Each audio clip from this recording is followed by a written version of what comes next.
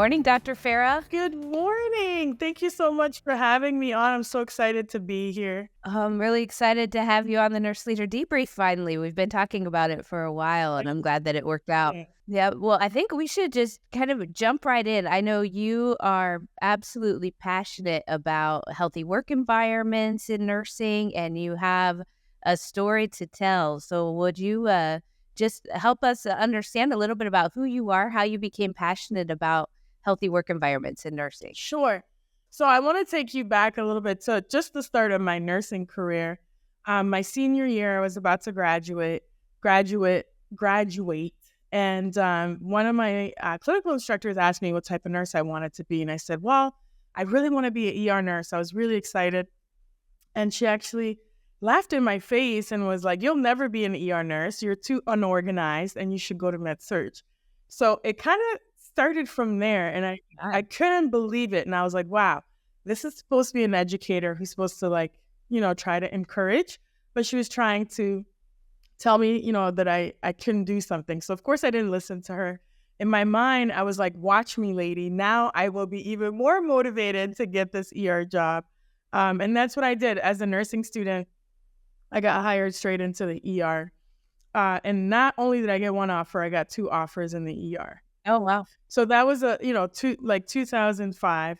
So that's why today I'm very passionate about empowering other nurses, particularly new graduate nursing students and new graduates, to follow their dreams and go into the careers that they want, because I want to be able to break these old nursing narratives that you have to start in the hospital, number one, or that you have to start in med surg. And I know we all know that's not true. Nursing has really evolved over the years, and we know nurses are starting in different places. And that's what motivated me to start my own business, and it's called Farah Laurent International Nurse Coach. And I'm a nurse career coach for nurses to do just that, to empower them to follow their dreams and to their goals. Now, my story it's interesting because I did ER for quite a bit, for 13 years. Then I moved. I left Canada, moved to New York City to pursue travel nursing. So I did that for quite some time. Had some really good experiences, but of course, ran into some discrimination in some places, and also had some bullying and things like that. So I was really passionate about advocating for myself and advocating for colleagues, because as we know, critical care settings can be very tough to be in, such as the ER, ICU. So I really made it an agenda of mine to really create healthy work environments from where I was as a staff nurse. And then I took that into education, because I was promised myself that I would follow the path of education to be that nice clinical instructor that I didn't have, and really empower nursing students. So in education, even though I got my master's in education and had multiple board certifications, I still had some nurse managers that were not supportive, and actually I felt like they were stunting my growth, not wanting me to grow. And I actually had one nurse manager who literally told me that if I applied for the position, that I would never get it. And I said, I can go to HR about this. Like, he didn't want to interview me, even though I had all the qualifications. And he literally said, okay, fine, you can interview, but we're not going to hire you. So oh boy, I couldn't believe the things that were happening. So I ended up leaving, and then got into two education positions, one in academia and one as a clinical educator. Then I rose to a director position. It was my dream job as the director of education. And there I also experienced some very toxic behaviors from one of the CNOs. At first, I thought she was a little supportive, but then at times she would make comments that were very inappropriate, which I'm sure other people have experienced, but, saying things like, do you have ADD? Because it sounds like you have like a flight of ideas, when I would share things with her. So that, I just felt like throughout my career, I really have had some great experiences, but I really have been in some toxic work environments, particularly also when it came to leadership. And I felt like I was not mentored and supported in some of these roles, and just expected to just function at a high level with no structured orientation and no mentorship. So I thought that was interesting. So that's why today I'm very passionate about, working with other nurses to recognize what toxic workplaces look like. I actually wrote an article for Sigma International because I feel like it starts before you even take the job, that you should really do your research and find out some signs that you could be entering a potential toxic workplace. And then for future, I really hope to work with organizations to really, help their staff create healthy work environments, because it's not just one person's responsibility, right? It's everybody. So that's really what I'm passionate about. Wow. Thank you for sharing that. There's so much there that we could dig into different times. Now, and I'm so sorry, and I know you're not alone, and people have experienced toxicity in the workplace in nursing, unfortunately, for quite some time. Sometimes we wear it as like a badge of honor, as simple as like nurses eating their young type of thing, which is, for some reason, we continue to talk through that. But this is beyond that. This is, and then so it goes from kind of that, which is a little bit, like I said, it's toxic and it's dangerous, and we need to stop even that. Right. But you're talking about discriminatory behaviors in the workplace, and there's so much work with where we're identifying. For me, I think it's important. I'd love your perspective.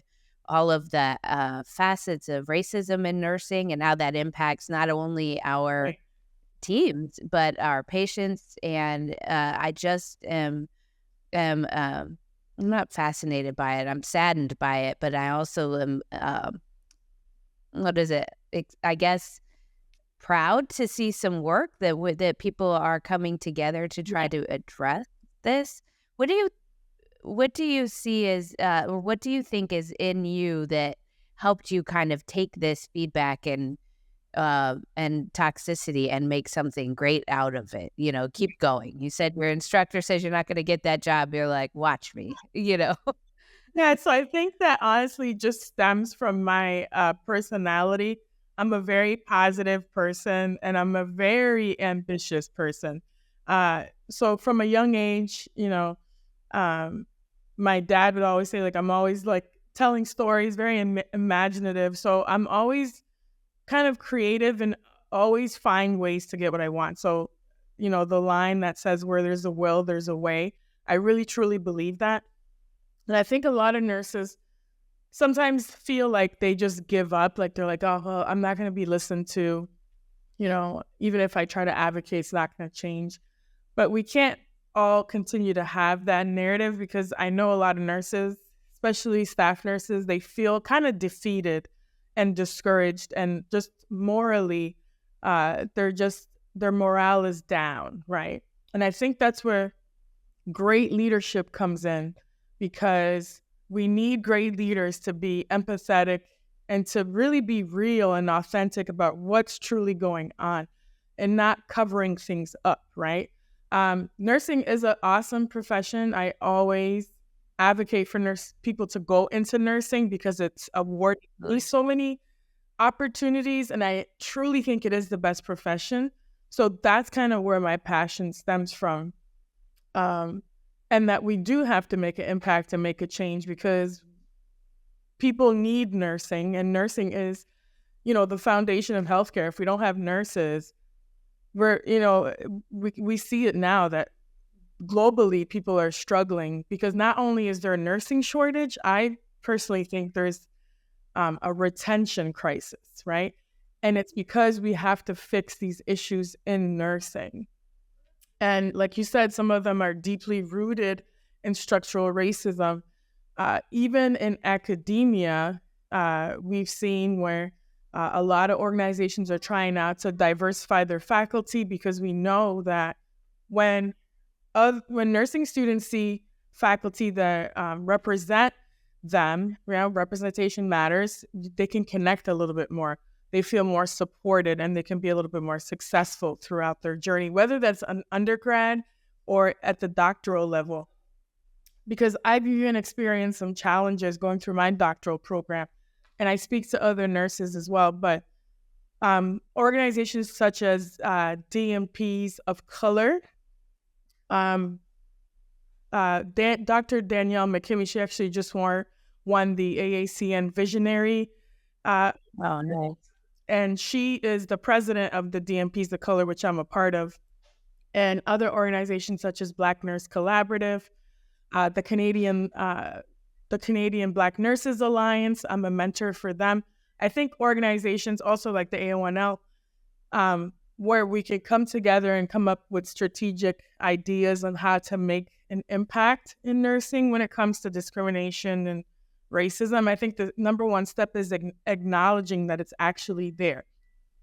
I had the extreme honor to be in Washington, D.C. I don't know if you've seen post about this film. It's called Everybody's Work, and it's pretty much a documentary on racism and discrimination in healthcare, and how it's everybody's work to really start the healing process and really make an impact. So I encourage your viewers to check it out. It's by Shift Nursing. I believe the Robert Wood Johnson Foundation was a part of it. And Dr. Katie Boston Leary was part of it. She actually invited me to go. So it was amazing to be there and see everything that was in the film.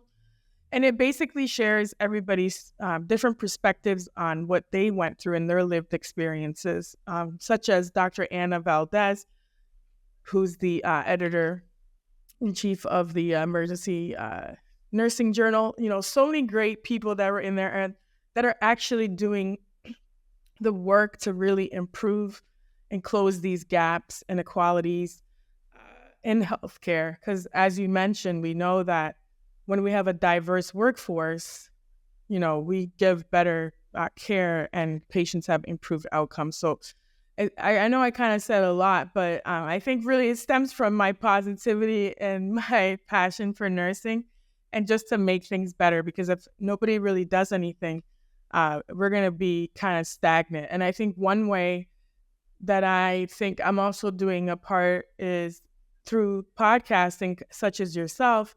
I have a show called The Nursing Dose with Farah, where I interview different guests.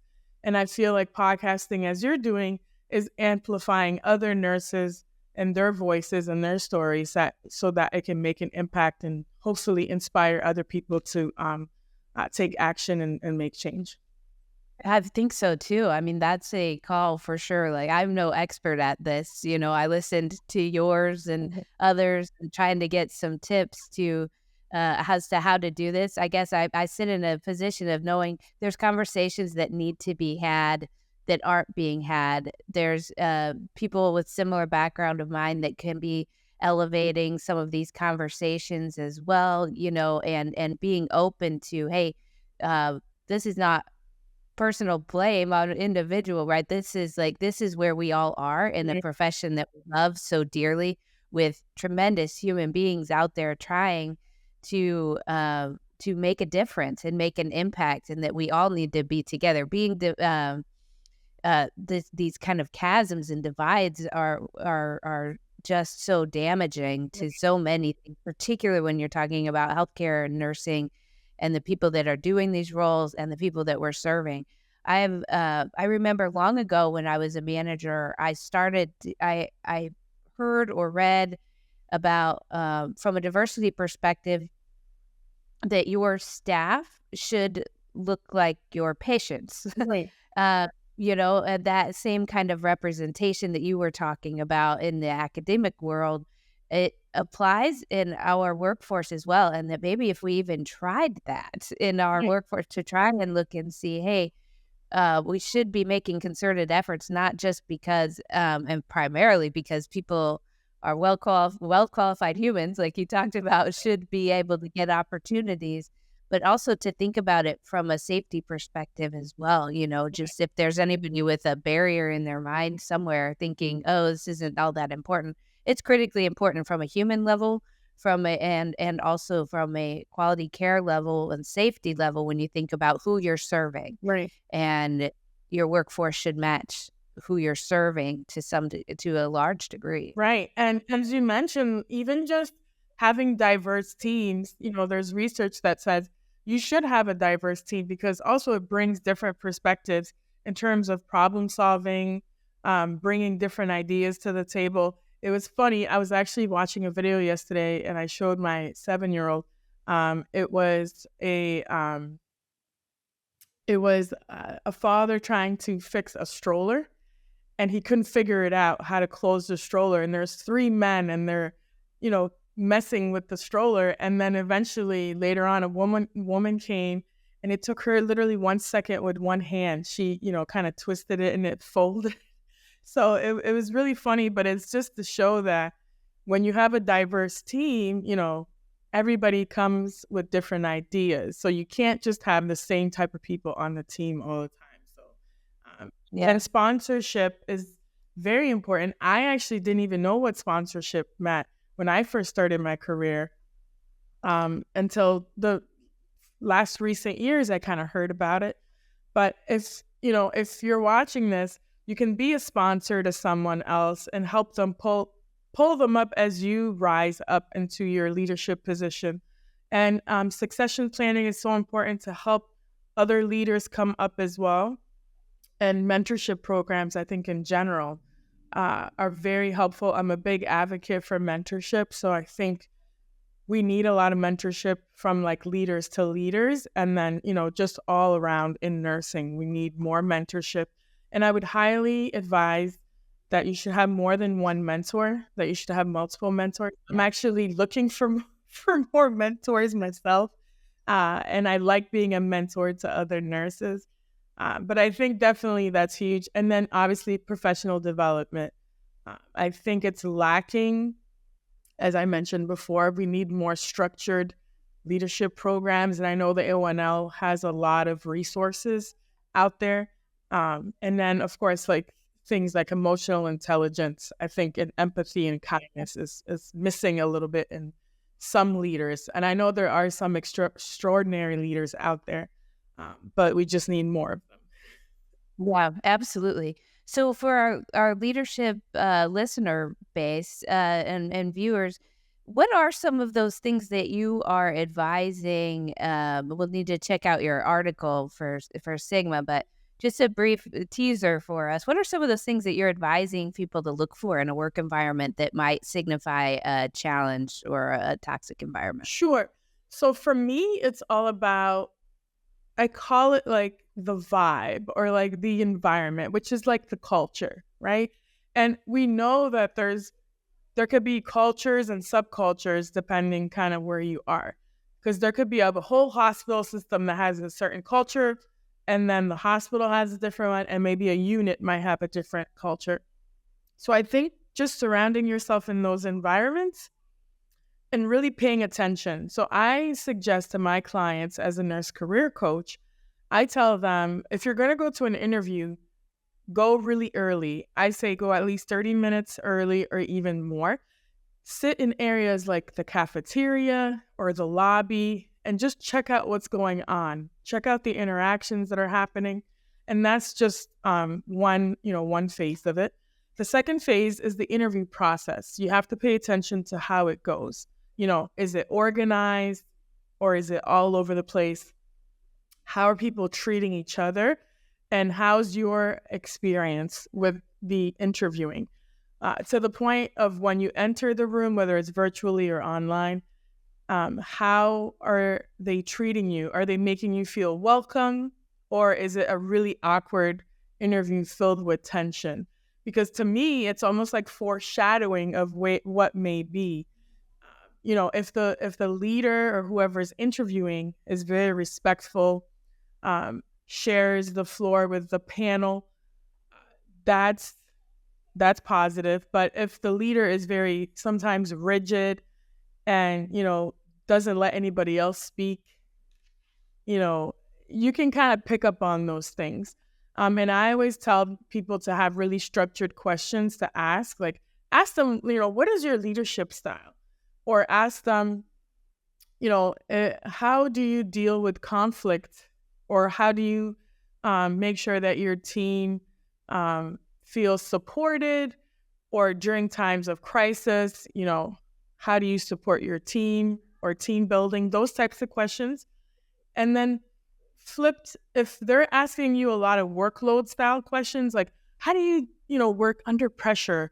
How would you deal with like last minute assignments? Like if they're asking you those questions, it's like a red flag, because it's like, why do you keep asking me about workload and how I can handle workload? Because to me, it would like be a red flag of, wait, maybe there's a lot of work that they're expecting me to do.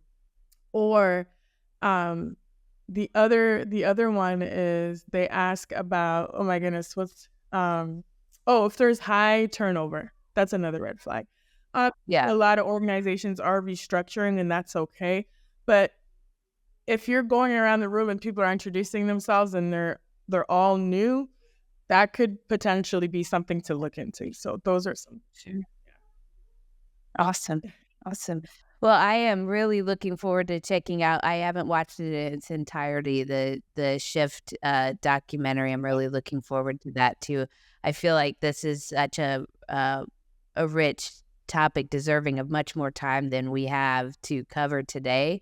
But can you just tell me too, because I'm just curious for myself as well. I always say, hey, I'm a ally, I'm a sponsor, I'm a, those types of things. What does that actually look like or mean? I mean, to you, right? To be supported by those of varying backgrounds and ethnicities and whatnot in the nursing leadership realm in the workforce, and just as a person, what does that look like? Yeah. So again, for me, I know this topic can be a little bit difficult to talk about, because, even me, sorry, that's my alarm. I'm not an expert, right? I'm not going to say I'm an expert, but what I can share is my own lived experiences and kind of what you said, what my opinions are about how I feel and what's happened with other people.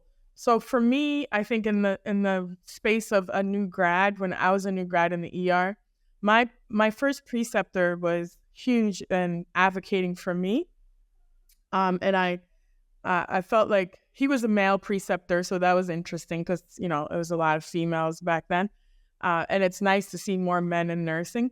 But he was advocating for me to make sure that even after I got off orientation, that I was given safe assignments and things like that in the ER.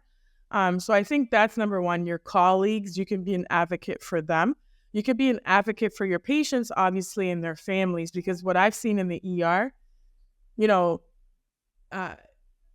patients, it's really unfortunate, but patients should really bring an advocate with them, particularly somebody who is in healthcare maybe and understands the dynamics of what's going on in their care, because they could be an advocate for them. And then in terms of maybe leadership roles or things like that, I say join organizations, get mentorship, and just speak up for others. I think just something simple as that, just speaking up for others. And if you're saying something that's not right, intercepting that, or even on the side, speaking to another colleague if you don't want to create tension, pull them away and speak to them privately, things like that. Because sometimes, we're all human. We may say something or do something that we're not really realizing. And I think that's where that emotional intelligence comes in, having that self-awareness, and really making sure that you have situational awareness as well. But I think communication is really the key in advocacy for each other in the profession and our patients. Yeah, absolutely. And admitting, I guess I sometimes refer to it as humility, but admitting it is impossible for us to know each other's lived experiences. Right. And the only way that we can figure out is to be willing to have conversations, ask questions, listen more than we're talking, right? And figure it out. Because I have seen, and this will be an episode for another time, myself and when I was in a variety of roles as a director or CNO, where you see disparities that are occurring, and I've been able to make an impact by speaking up, whether it's on salaried job offers, right, between two different candidates or two different qualified candidates, or just looking at some of those structural racism issues and discrimination types of things, we can do something about it if we're attuned to it and open to it. It's not personal blame to me. It is the society that we are in, and we all can have a voice to help bring to a space of humanity and equality. Yeah. I think one thing that I forgot to mention, I'm not an expert in policy, but I think health policy is another way where a lot of nurses are now getting into health policy, running for government and things like that. They talk a lot about, either having a seat at the table or building your own table, however you want to do it, but just getting involved. I actually am looking to get on some boards. I'll hopefully be speaking to, I forgot her name, I think it's Dr. Nancy. I can't pronounce her last name, but I want to, get involved more on boards, because nurses, we have to be in these organizations and stay active to be able to make change as well. Yeah, absolutely. Okay, Dr. Farah, I know you need to run. It's a busy day, but I just am so grateful to have had you here, and I will hope to have you again as well. I know that what a great discussion, and it will help our leaders that are listening create the environments that are welcoming and inclusive of their teams, but also that are welcoming of all, and really. That will be a better world for our staff and our patients. So thank you for taking the time to be here today. Thank you so much. All right. See you. I appreciate it. Thank you.